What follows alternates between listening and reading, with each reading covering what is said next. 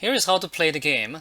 This is the login page. Instructors, please contact me first by my email to get instructor access. I will set up a username and password for you. Then you can create accounts for your students. Let's go to the game and see how it works. Let me first log in by my instructor's account. Here's my account. And here is my instructor's page. Let me first set up the game by specifying the number of student teams or groups. In this case, I'll choose 2 just for the demo. It's actually up to the instructors to decide on the student teams.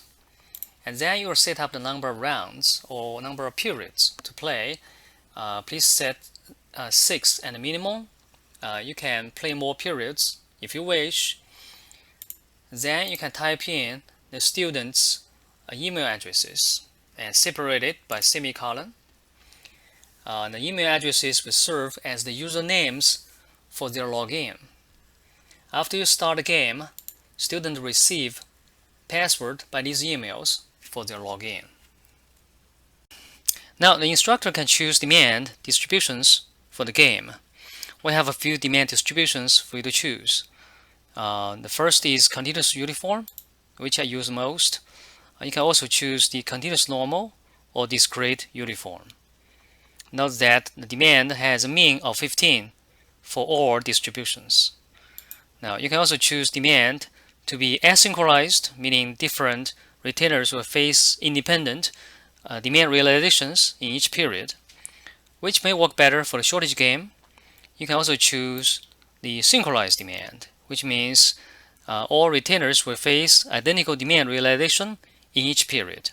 Now this may work better for the news vendor games. As an instructor, you can set the supply per player here to determine the supplier's total supply, which equals supply per player times the number of groups. Note that the average demand per period for one retainer is 15. Thus, if you set the supply per player to be 12.5, then supply will likely be in short.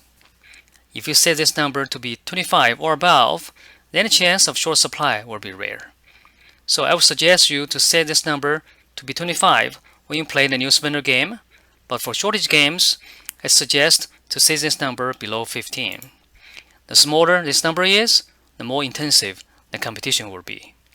You can also set the price, the selling price, and the purchasing cost for the retainers. Now we start the game by clicking on Start Game.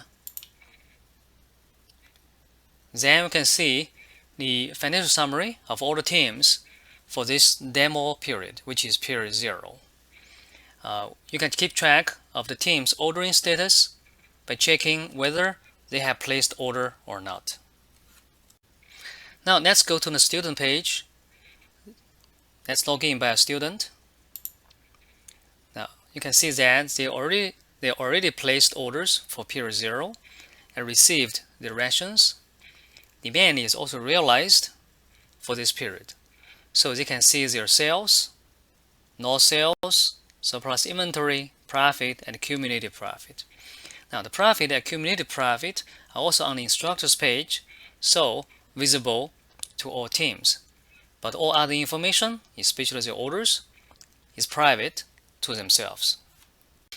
Back to the instructor's page, let's click on next round, which moves us to period 1. And here the table shows that the students have yet placed their orders in period 1. Go to the student page. We can see a new order that needs to be placed. Suppose the retainer wants to place an order of 14. They'll type in 14 and click on Submit. On the instructor's page, we can see that this retainer's ordering status is now true, which means this retainer already placed the orders.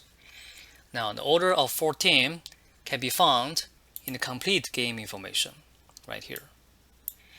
Now, I would suggest to close this tab or keep this tab closed during the game because this is a competitive game and the students' ordering decisions are private information. Suppose the other retainer ordered 20, which is here, just for your information, before I close it. Then on the instructors page, we can see that all the teams placed orders. All of them are true. Then instructor can click Calculate to generate demand realizations and financials for this period for all retailers. And here are the results. If we go back to the student page, we can see that their demand and financials in period 1 are shown here. To continue to the next period, the instructor can click on Next Round button again. Now, as a reminder, please use Google Chrome or Mozilla Firefox as the web browser, but not Microsoft Internet Explorer. The server might sleep if no action is taken within 30 minutes. If the page does not respond to your actions, please reload the page. Just reload it. And for the instructors, please save and end the game before logout. Although you may not show the complete game information during the game, you can show the students the competitive information to influence their decisions during the game. Such information includes the total demand, total order, and total supply of all the retailers. Now, this information corresponds to the market intelligence in the real world and can significantly change the retailer's gaming behavior. As an instructor, you can control the game in various ways, such as restart the game with the same groups of students and the same game parameters. You may do so if some students made a mistake. You can reset the game if you need to change the game parameters and/or student teams. Now, please save the game from time to time so you do not lose the game data. And you can resume the game at a later date.